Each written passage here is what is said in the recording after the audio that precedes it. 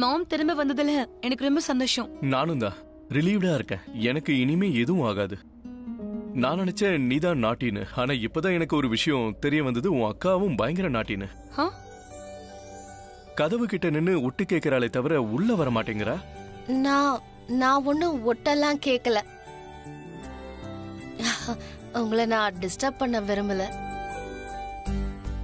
அதோட நீங்க அம்மாவை பத்தி பேசும்போது கேக்குறதுக்கு ரொம்ப சந்தோஷமா இருந்துச்சு. எனக்கும் அதே மாதிரிதான் உண்மையாவே சந்தோஷமா இருக்கு. அதாவது உங்க அம்மா உன்னை பத்தி பேசும்போதெல்லாம் பிராச்சி இப்படி பிராச்சி அப்படி என்ன மாதிரி இருக்கான்னு சொல்லும் போது எனக்கு ரொம்ப சந்தோஷமா இருக்கும். டாட் மாமா பத்தி இன்னும் சொல்லுங்களேன். இங்க பாரு, மாமா பத்தி இப்ப நான் சொல்ல ஆரம்பிச்சுன்னு வை, ஒரு புக்கு எழுதினாலும் போதாது, எழுதிக்கிட்டே போலாம். சரி, நான் இதுக்கு நீதான் மாம் கூட இருந்திருக்கல, நீ சொல்லு மாம் எப்படின்னு சொல்லு. நான் டாட் இல்ல, நீங்களே மாமா பத்தி சொல்லுங்க. நீங்க எவ்வளவு அழகா அம்மாவை பத்தி சொல்லிட்டு இருந்தீங்க. இங்க பாரு, என்னை விட அதிக கதைகள் இவளுக்கு தான் தெரியும். ஏன்னா இவ 20 வருஷம் இருந்திருக்கா. நீ இப்ப சொல்லு, டெல் மீ, நல்ல கதையா சொல்லு. அம்மாவை பத்தி நான் என்ன சொல்றது? அம்மா எப்பவுமே ரொம்ப அமைதியா இருப்பாங்க. ஆனா விஷயம் குடும்பத்தை பத்தியோ இல்ல என்ன பத்தியோ வந்தா அவங்கள தடுக்கவே முடியாது. யாரா இருந்தாலும் சண்டை போட்டுருவாங்க. அவங்க ஃபேமிலிக்காக ரொம்ப ப்ரொடெக்டிவா இருப்பாங்க. ஆனா அவங்க ப்ராமிஸ் எல்லாம் பெருசா நம்ப மாட்டாங்க. ஒருவேளை ப்ராமிஸ் பண்ணிட்டா அதை நிறைவேற்றுறதுக்காக அவங்க என்ன வேணாலும் செய்வாங்க. அப்புறம் அப்பா, அம்மா எனக்கு ப்ராமிஸ் பண்ணிருக்காங்க, உங்களுக்கு அவங்க ஒன்னும் ஆக விட மாட்டாங்க. எனக்கு இந்த விஷயம் ரொம்ப நல்லாவே தெரியும். அதாவது உங்க அம்மா இருக்கால, ப்ராமிஸ் பண்ணனா மீறவே மாட்டா. இருந்தாலும் உன் வாயில கேட்கும் போது சந்தோஷமா இருக்கு. அம்மாவை பத்தி நாம நிறைய பேசியாச்சு. அதனால ரியல் ஷிவர் கோர்ட்ல நான் எப்படி உன் பிரின்சிபல் ஜெயிச்சேனோ அதே மாதிரி அவளும் ஜெயிச்சிருவா. சரி, இப்ப நான் தூங்க போறேன். ஏன்னா இது என்னோட ரூம் இல்ல. Good night. Good night dad. Good night Riya.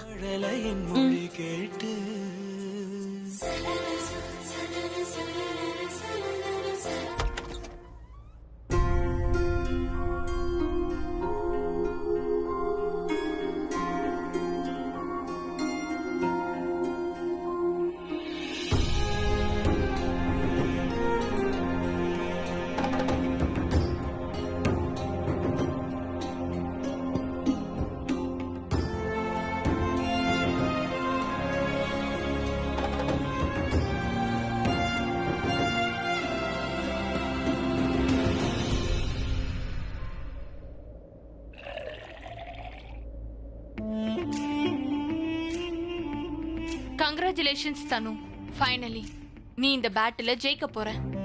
Cheers to me.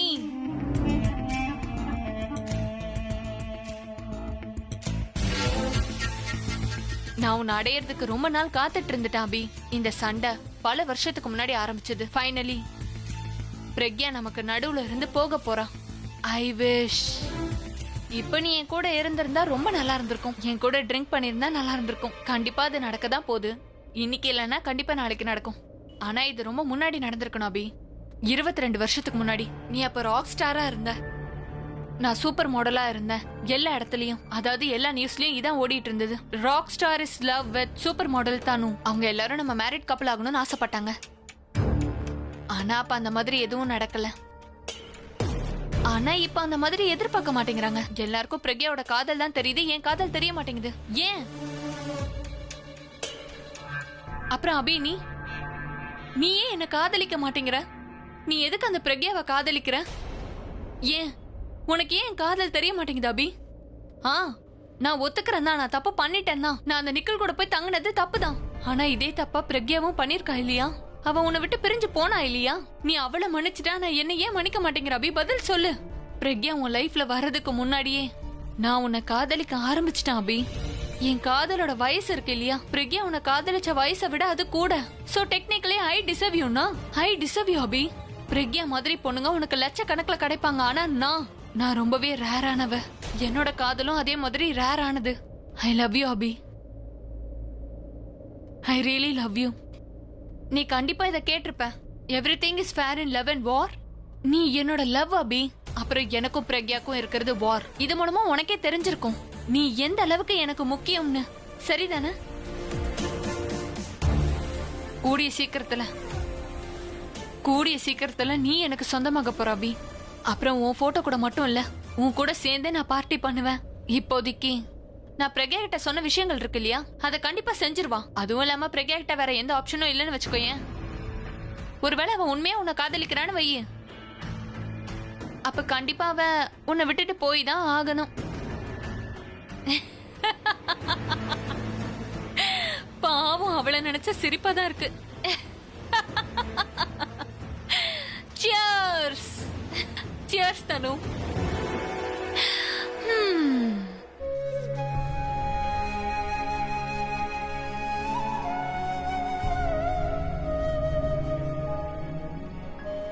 அவருக்காக என்னால என்ன வேணாலும் பண்ண முடியும். இந்த கேஸ்ல இருந்து அவரை விடுவிச்சாகணும். அதுக்காக உன் காலை தொட்டு கும்பிடணும்னா கூட நான் செய்வேன். உன் காலை கழுவி விட கூட நான் தயாரா இருக்கேன். உன்கிட்ட இருந்து எனக்கு ஒண்ணுதான் தேவை, உன்னோட குங்குமம். அபியை எனக்கு கல்யாணம் பண்ணி வச்சுட்டு நீ அவனோட வாழ்க்கையை விட்டு போயிடு. எனக்கு ஏன் இந்த மாதிரிலாம் நடக்குது? தனு இவ்ளோ பெரிய விஷயத்த சொல்லிருக்கா, ஆனா நான் எதுவும் சொல்லாம வந்துட்டேன். இது வரைக்கும் நான் இவ்ளோ வீக்கா இருந்ததில்ல.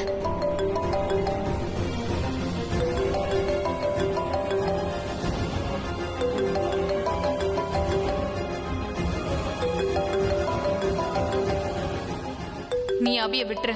நீ அபிய விட்டும் இந்த கேஸ்ல இருந்தும் நிரந்தரமா அவனை விட்டு போயிடு.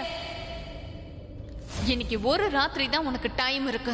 யோசிச்சு நல்ல முடிவெடு, சரியா? இல்லைன்னா 2 நாளைக்கு அப்புறம் ஜட்ஜ் அவரோட தீர்ப்பை கொடுத்துருவாரு.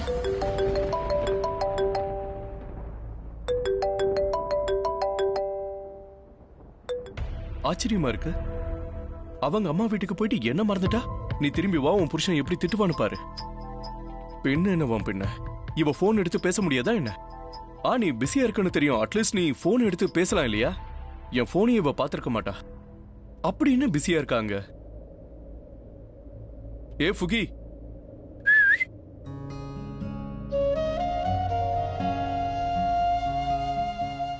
என் ஃபுகிய பாத்தியா? அவங்க அம்மா வீட்டுக்கு போறேன்னு அவளுக்கு தலகால் புரியல. என்ன சொல்ற? தூக்கிட்டு வந்துருவா அவளை? அட, நீ இப்ப என்ன ரெடி ஆயிட்டு இருக்க? சும்மா காமெடி பண்ண. அம்மா வீட்டுக்கு போயிருக்கா. சவிதா அம்மாவை பார்க்க போயிருக்கா.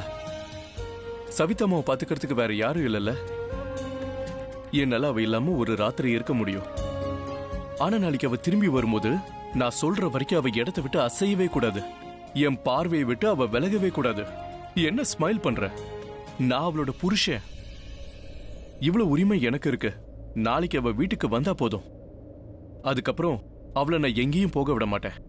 லைஃப் டைம் என் கூடவே வச்சுக்க போறேன். ஏய், நீ ஏன் இப்படி கோவப்படுற? உன்னையும் நான் லைஃப் டைம் வச்சுப்பேன்.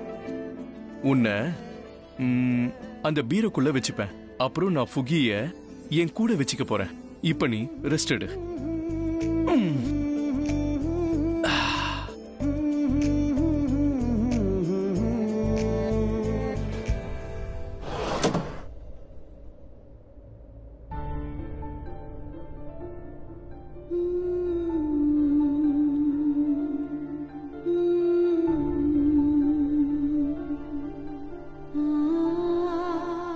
திரும்ப ஒரு தடவை ட்ரை பண்ணி பார்க்கலாம்.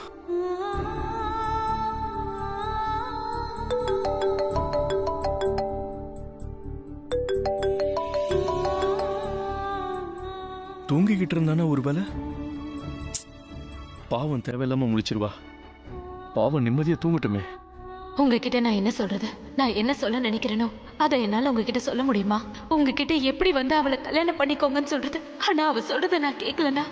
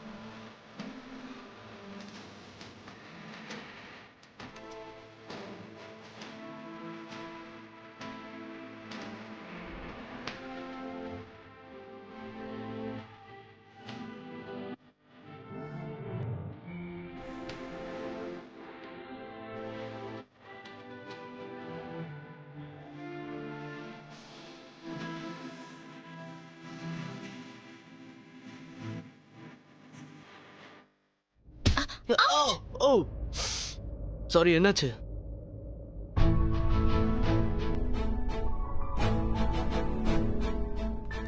Don't you touch me Ranbir. இங்க பாரு, நான் உன்னை டச் பண்ணல பிராச்சி. உனக்கு அடிபட்டுருச்சு, அதனால தான் நான் தேய்ச்சி நான் விட்டேன். ஹெல்ப் பண்ணேன்னு கேட்டேனா? நீ எனக்கு சொல்லணுமா ஹெல்ப் பண்றதுக்கு? யார் விழ போனாலும் யாராவது வந்து ஹெல்ப் பண்ணுவாங்க. இதெல்லாம் கேட்கணும்னு அவசியமே இல்ல. நீ என்கிட்ட இருந்து விலகி இருந்தா இந்த ரிஃப்ளெக்ஸ் ஆக்ஷன் ரியாக்ஷன் எதுவுமே நடக்காது. Just stay away from me.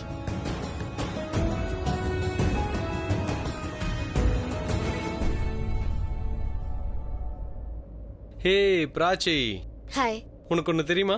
நான் உன்னை எப்பவும் எதுவும் சொன்னதே இல்ல, அதுக்கான அவசியமும் இருந்தது இல்ல. ஆனா இப்ப ரொம்ப ஓவரா போயிட்டு இருக்கு பிராச்சி. நீ ரொம்ப ரூடா நடந்துக்கிற. நீ விழ போன, அதனாலதான் அவன் உன்னை காப்பாத்தினான். நான் அங்க இருந்து பார்த்தேன். அவன் எப்படி இருக்கானோ, ப்ளீஸ் அவனை அப்படியே இருக்க விடு ப்ளீஸ்.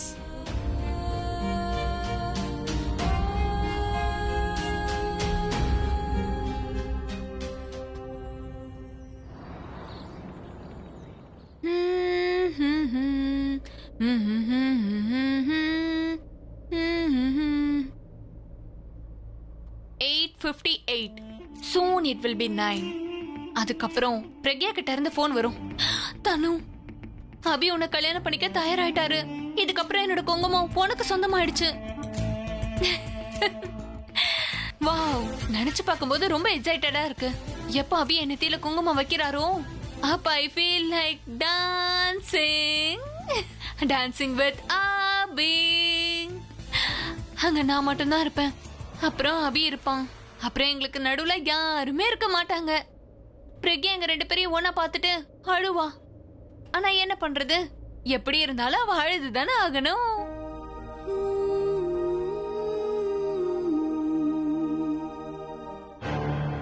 ஒன்பது மணி ஆகி 2 நிமிஷம் ஆகுது. பிரக்யா கிட்ட இருந்து ஏன் இன்னும் போன் வராம இருக்கு? ஒருவேளை நான் போனை சைலண்ட்ல போட்டேன்னா என்ன? இல்லையே, போன் சைலண்ட்லயும் இல்ல. அப்புறம் ஏன் பிரக்யா கிட்ட இருந்து என்ன போன் வரல? இப்ப அவ என்ன பண்ணிட்டு இருப்பான்? உன்கிட்ட இருந்து எனக்கு ஒண்ணுதான் தேவை, உன்னோட குங்குமம். அபியை எனக்கு கல்யாணம் பண்ணி வை, அதுக்கப்புறம் நீ அவன் வாழ்க்கையை விட்டு விலகி போயிடு. இப்போ நான் சொல்ற பிளான் படி நடந்துக்க போறாளா இல்ல புதுசா ஏதாவது பிளான் போட்டிருக்காளா? ஒரு வேலை பண்ணலாம். இன்னும் 5 செகண்ட் அவளுக்காக வெயிட் பண்றேன். ஒருவேளை அவகிட்ட இருந்து போன் வரலனா நான் பிளான் பிக்கு ஷிஃப்ட் ஆயிடுறேன். கிரேட். 1 2 3 4. ஹலோ மேம், நான் எம்கேவி பேங்க்ல இருந்து பேசுறேன். உங்களுக்கான credit card. Shut up idiot. நான் இதுக்கு தேவையில்லாம 5 கவுண்ட் பண்ணி வெயிட் பண்ணோம். நானே அவளுக்கு போன் பண்ணிடுறேன். நமக்கு எந்த பிரச்சனையும் கிடையாது. அவகிட்ட பேசணும், அவ்வளவுதானே?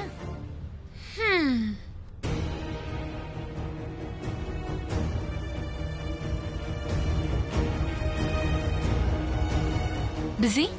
இப்ப எனக்கு என்ன பண்றதுன்னு புரியல. என் காதல தியாகம் பண்ணிதான் அவருக்கு இந்த கேஸ்ல இருந்து விடுதலை கிடைக்கும்னா அதுக்காக இந்த தியாகத்தை பண்ண தயாரா இருக்கேன். இங்க என்னப்பா நடக்குது? அவகிட்ட இருந்து போனும் வரல, அவளுக்கு போன் பண்ணா பிஸின்னு வருது. இந்த பிரக்யா என்ன பண்ணலான்னு முடிவு பண்ணிருக்கா? அவ என்ன நினைச்சிட்டு இருக்கா? நான் அவளை நம்பியா இருக்கேன்? எனக்கு என்ன தேவையோ நான் அதை எப்படியாவது அடைஞ்சே தீருவேன். ஆனா டைரக்டா என்னால முடியாதே. அப்படி பண்ணா பிளாக்மெயில் பண்ற மாதிரி ஆயிடுமே. நான் அந்த மாதிரி பண்ணவும் ஆசைப்படல. இப்போ நான் சொன்னதை எல்லாரும் கேட்டுதான் ஆகணும். ஏன்னா நான் அவ்வளோ நல்லவளாச்சே. அப்படித்தானே தனு?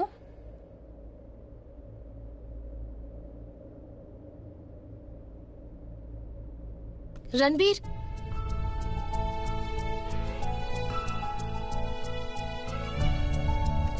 நீ என்ன இங்க வரக்கூடாதுன்னு தடுக்கிறியா இல்ல நான் உள்ள போகணும்னு சொல்ல வரியா? ஏதாவது பேசணுமா நீ? ஆமா, பேசணும்னு நினைச்சேன். அது என்னன்னா உன்கிட்ட. ஹலோ, நான் உள்ள வந்துட்டு தான் இருக்கேன். சரி, அது வந்து ஆக்சுவலி அப்புறமா பேசலாம். ஆக்சுவலி நான் கொஞ்சம் ரொம்ப பிஸியா இருக்கேன். ரன்பீர், நான் ஏய்,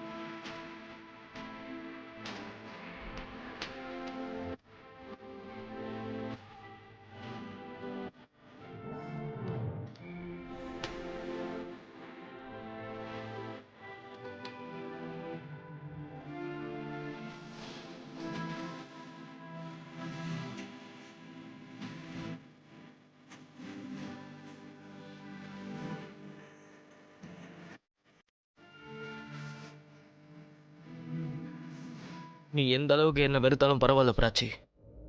உனக்கு எந்த பிரச்சனை வந்தாலும் நான் தான் உன்னை காப்பாற்றுவேன். தொடர்ந்து காப்பாற்றிக்கிட்டே இருப்பேன். எனக்கு தெரியும்.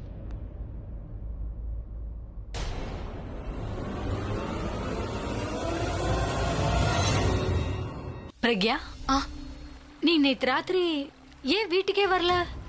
ஏன்? ஆமா மித்தாலி அண்ணி, பிரக்யா நேத்து ராத்திரி வீட்டுக்கு வரவே இல்ல. நேத்து ராத்திரி எல்லாரும் டென்ஷனா இருந்தோம், யாருமே தூங்கல. ஆனா நீ மட்டும் நல்லா தூங்குனல்ல, அப்படித்தானே பிரக்யா? நீங்க அவரை பாத்தீங்களா? நான் கேட்ட கேள்விக்கு நீ இன்னும் பதிலே சொல்லல. பிரக்யா, நீ வந்துட்டியாமா? என்னாச்சுமா? எல்லாம் சரியா தானே இருக்கு? பிரக்யா, சரிதாமா நல்லா இருக்காங்க இல்லையா? ஆனா இங்க எதுவுமே சரியில்லைம்மா. நாங்க எல்லாருமே உன்னை நம்பிதான் இருக்கோம்னு உனக்கு தெரியும் இல்லையாமா? ஒருவேளை நீ இந்த மாதிரி மத்தவங்களுக்காக யோசிச்சுட்டே இருந்தேன்னு வையே, அப்புறம் இங்க எதுவுமே சரியா நடக்காது இல்லையாமா? இனி எந்த தப்பும் நடக்காது. எந்த தப்பும் நடக்க நான் விட மாட்டேன். அவர் எங்க? அபி அவன் ரூம்ல இருக்காமா. இங்க பாருமா, எனக்கு ஒண்ணு சொல்லு, எந்த பிரச்சனையும் இல்லைல்ல? போதுமா, நீ இப்படியே சிரிச்சுக்கிட்டே இரு. அபிக்கு நீ இப்ப தேவைமா? அவரோட ரூம் எங்க இருக்கு? அதான் முன்னாடி இருக்கே. கண்டிப்பா ஏதோ நடந்திருக்கு. இவையே நம்ம கிட்ட சொல்ல மாட்டேங்கிறா. அப்படி என்ன நடந்திருக்கும் பாட்டி? இப்பதான் நம்ம எல்லாரும் ஒன்னா இருக்கோம் இல்லையா? அப்புறம் என்ன? பிரக்யா அண்ணன் நினைச்ச உடனே டென்ஷனா இல்லவே இல்ல. நான் தான் ஏதாவது பண்ணிருந்திருக்கணும். அவ ஏதோ செய்யறேன்னு சொல்றா, ஆனா எனக்கு அந்த மாதிரி தோணல. ஆலியா, நீ சொல்றதுல நியாயம் இருக்கு. என்ன நியாயம் இருக்கு? அவ முழு முயற்சியில தான் ஈடுபட்டுக்கிட்டு இருக்கா. அப்படி அவ என்ன பண்ணிட்டா பாட்டி? அது என்னன்னு எங்களுக்கு சொல்லுங்களேன், நாங்களும் கொஞ்சம் ரிலாக்ஸா இருப்போம்ல. இது அண்ணனோட மொத்த வாழ்க்கை சம்பந்தப்பட்ட விஷயம். ஆனா நீங்க என்னடானா அவன் முயற்சி பண்ணான்னு சொல்லிட்டு இருக்கீங்க. முயற்சி மட்டும் போதாது. ஆலியா, உன்கிட்ட இருக்கிற பிரச்சனையே இதுதான். உன் கண்ணுக்கு உன் அண்ணன் அபியோட வாழ்க்கை பிரச்சனை மட்டும்தான் பெருசா தெரியுது இல்லையா? உனக்கு பிரக்யாவை பத்தி முழுசா தெரிஞ்சிருந்தா எல்லாமே தெரிஞ்சிருக்கும். அதாவது அபியோட வாழ்க்கை பிரக்யா தான்னு. அப்படி பார்க்க போனா இது பிரக்யாவோட வாழ்க்கை சம்பந்தப்பட்ட விஷயம்தான். இங்க பாரு, மனுஷங்க வாழ்றதுக்காக என்னெல்லாம் பண்ணல. ஒருவேளை அதுக்காக சாகணும்னா கூட அதுக்கு அவ தயங்க மாட்டா. பிரக்யாவும் முழு முயற்சி தான் பண்ணிக்கிட்டு இருக்கா அபி அந்த பிரச்சனையில இருந்து வெளியே கொண்டு வரதுக்கு.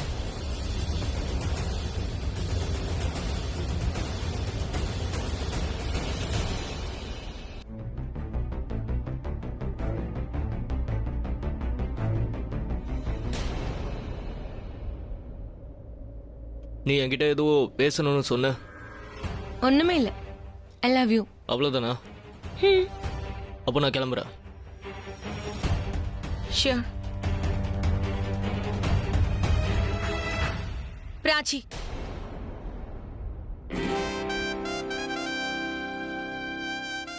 நீ என்ன பண்ண முயற்சி பண்றன்னு நல்லாவே தெரியுது. டேடுக்கு பிடிச்ச பொண்ணா மாற ஆசைப்படுறல, ரன்பீருக்கு க்ளோஸ் ஆக பாக்குறல. இங்க பாரு, இந்த வீட்டுல உன்னால ஏன் இடத்துக்கு வரவே முடியாது. அது நடக்காது பிராச்சி. ஏன்னா என் டேடி என் மேல உயிரை வச்சிருக்காரு. அண்ட் ரன்பீரோட பிஹேவியரை பார்த்தல. யாரோட இடத்த பிடிக்கிறதுக்கு எனக்கு ஆசை இல்ல. எனக்கு ஏன் இடம் கிடைச்சிருச்சு, எனக்கு அதுவே போதும். பிராச்சி, எனக்கு உன்னை பத்தி நல்லாவே தெரியும். நீ என்ன பண்ண முயற்சி பண்றன்னு எனக்கு நல்லா தெரியுது. Just stop it right away. Ranbir பார்த்த உடனே இந்த அப்பாவி மாதிரி நடிக்கிறத முதல்ல நிப்பாட்டு. முதல்ல ஒழுங்கா நடந்துக்கோ. யார பார்த்தாலும் உன் நடிப்ப ஆரம்பிச்சிடுற. ரன்பீர் நல்லவன், அதான் ஒவ்வொரு முறையும் அவன் உனக்கே ஹெல்ப் பண்றான். அது சாதகமா எடுத்துக்காத. And it's a warning. இல்லைன்னா இது உனக்கு நல்லதாவே இருக்காது பிராச்சி.